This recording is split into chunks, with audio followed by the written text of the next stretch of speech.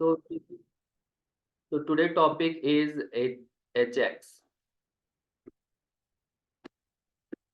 Ajax stand for asynchronous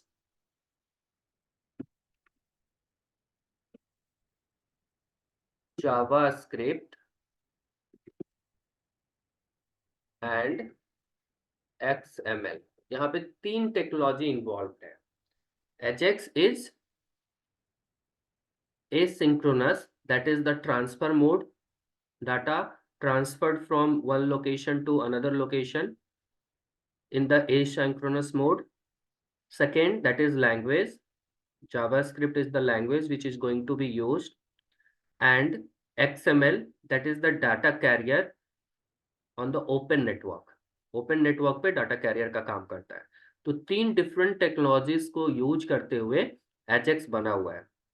अब बोलोगे कि एजेक्स का क्या जरूरत है.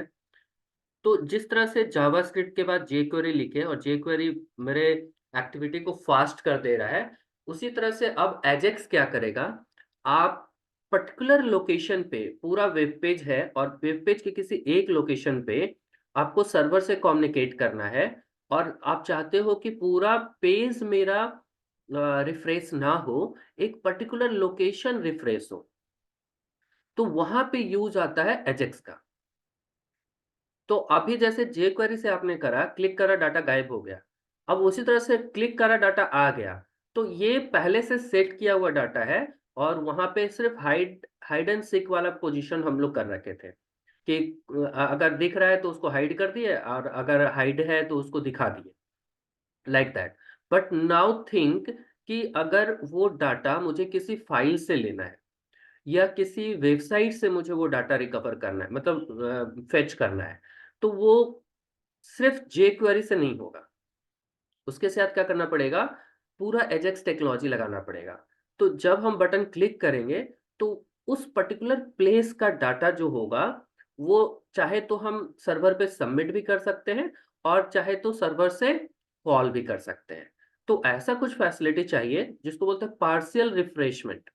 पेज पे पार्शियली हम रिफ्रेश कर रहे हैं कंटेंट को. जैसे आप फेसबुक पे लाइक करते हो तो सिर्फ उसी पोस्ट का लाइक होता है, पूरा पोस्ट का लाइक नहीं होता है. तो लाइकवाइज हमको एक एक रिलेवेंट इंफॉर्मेशन और एक स्मॉल एरिया, एक स्मॉल पोर्शन ऑफ कंटेंट को सिर्फ रिफ्रेश करना है. पूरे पेज पे हमको रिफ्लेक्शन नहीं चाहिए. Then we will going to use that AJAX technology. And AJAX is comprises of three different technologies. That is asynchronous, this is the mode of transfer of your data.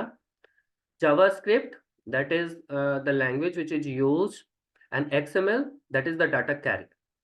तो JavaScript के जगह पे jQuery और JavaScript या jQuery दोनों में से कुछ भी हम यूज करते हैं.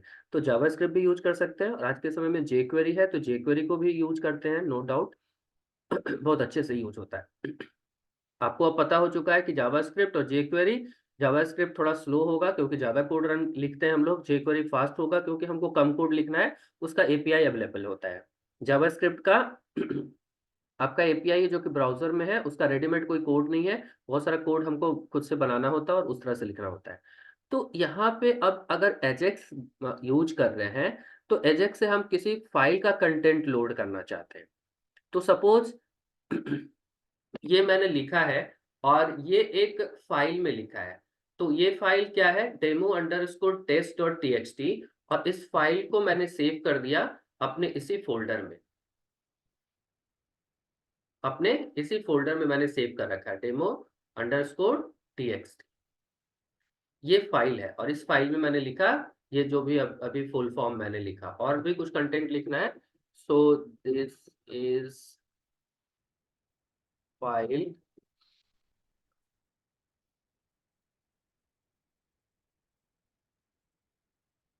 This is file called by the use of Ajax, like that मैंने लिखा. अब मैं क्या चाहता हूं, ये फाइल वेब पेज पे दिखे. HTML पे मैं इसका कुछ भी कंटेंट नहीं लिखूंगा. HTML पे मैं कॉल करने का, दैट इज कि एजेक्स को लिखूंगा और एजेक्स क्या करेगा, इस फाइल को कॉल करेगा. तो हाउ डू वी डू, तो लेट्स सी. पहले मैं इसका स्मॉलेस्ट फॉर्म दिखाता हूं. ये तरीका है किसी भी फाइल को कॉल करने का. तो अगेन एजेक्स का एपीआई जो कि आपका जो क्वेरी है वो यूज कर रहे हैं, दैट इज सीटीएन। सेकेंड, जैसे हम लोग अभी तक करते आ रहे हैं, document dot ready function, button dot click event function, and this button click event, जब ये क्लिक इवेंट होगा, जैसे कि यहाँ पे लिखा हुआ है गेट एक्सटर्नल कंटेंट, तो जैसे ही इस पे क्लिक करेंगे ये क्या करेगा, इस div1 पे अभी लिखा हुआ है कि ये टेक्स्ट चेंज हो जाएगा by the use of Ajax. तो हम क्या करेंगे, div1 पे डॉट लोड फंक्शन कॉल कर रहे हैं। ये रेडीमेड फंक्शन है जिसके थ्रू किसी भी फाइल के कंटेंट को हम कॉल कर सकते हैं। तो इसके अंदर उस फाइल का नाम मैंने लिख दिया है, जो फाइल यहाँ पे मैंने बनाया है। इस फाइल का नाम क्या है, demo underscore test dot TXT. तो ये फाइल को यहाँ पे मैंने लिख दिया है। तो किस फंक्शन का यूज करना है, जैसे यहाँ पे आपने हाइड फंक्शन का यूज किया, उसी तरह से यहाँ पे एक लोड फंक्शन है। तो एजेक्स का यूज करने के लिए बस आपको लोड फंक्शन का यूज करना है और उसके अंदर फाइल का नाम लिख देना है। तो इस फाइल, जैसे ही इस बटन पे क्लिक होगा, तो इस फाइल पे क्या लिखा हुआ है, div.load में ये फाइल कॉल किया होता है। इस फाइल का सारा कंटेंट div1 पे लोड हो जाएगा। तो लेट्स सी, बहुत स्मॉलेस्ट और बहुत इजी एग्जांपल सब मैं दिखा रहा हूँ आपको, और आसानी से आप सीख सकते हो। इसके बाद आप कुछ भी कर सकते हो यहाँ पे कॉल करने के लिए। सी, इसका आउटपुट आया और अभी क्या लिखा हुआ, let check query AJAX change this text. तो जैसे ही हम क्लिक करेंगे, सी, इसका कंटेंट, इसका कंटेंट पहले से कुछ और था, इसको अभी मैंने चेंज करा है। So we have to refresh this, caching कर रखा है ये। कैशिंग को आपको ब्रेक करना होता है और इसको रिफ्रेश करना होता है।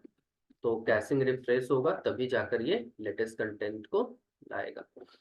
ये कैशिंग रिफ्रेश नहीं हो रहा है अभी का कंटेंट।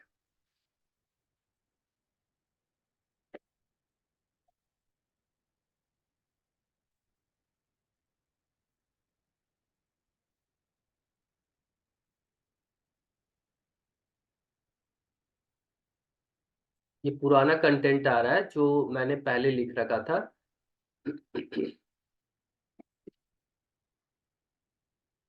कैशिंग रिफ्रेश नहीं हो पा रहा है, अदरवाइज ये जो भी हम लोगों ने यहाँ पे लिखा है, I think I need to change the file, because की सेम फाइल होने से मे बी ये कंटेंट को रिफ्रेश नहीं कर पा रहा है।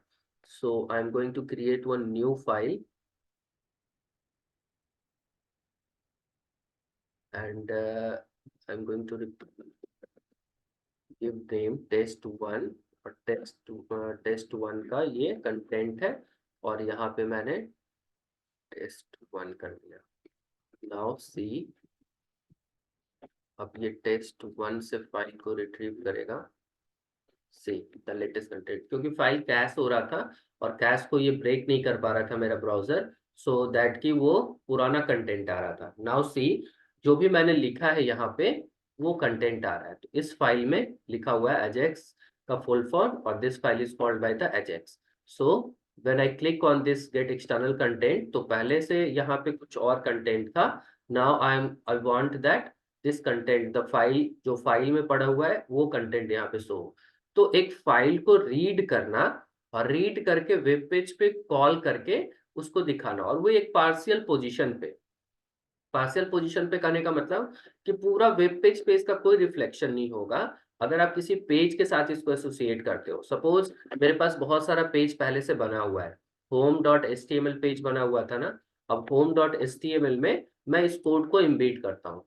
क्या इम्बेड करना होगा, मुझे ये पूरा स्क्रिप्ट वाला लाइन इम्बेड करना पड़ेगा। ये पूरा लाइन मैंने यहाँ से कॉपी पेस्ट किया और ये पूरा लाइन को यहाँ डाल दिया, और एक यहाँ पे अब हमको क्या करना पड़ेगा, सबसे ऊपर में ही ये 2 लाइन का कोड जो नीचे लिखा हुआ है, ये 2 लाइन का कोड मैं डाल रहा हूँ होम होम वाले पेज पे।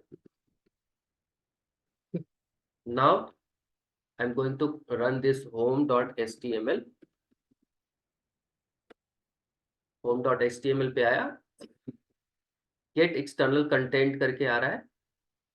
अब इस पे क्लिक करेंगे तो देखो ये पेज पे आ गया, सिर्फ इसी लाइन को रिफ्रेश करा, बाकी का मेरा पेज में कोई रिफ्लेक्शन नहीं हुआ, मेरा पूरा पेज क्या है, एज इट इज है।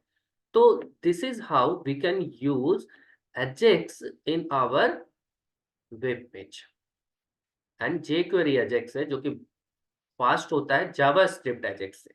तो जावास्क्रिप्ट में भी एजेक्स टेक्नोलॉजी को यूज करते हैं, बट यहाँ jQuery के साथ यूज किया हुआ है, so it is fastest than JavaScript. So this is how we can use Ajax.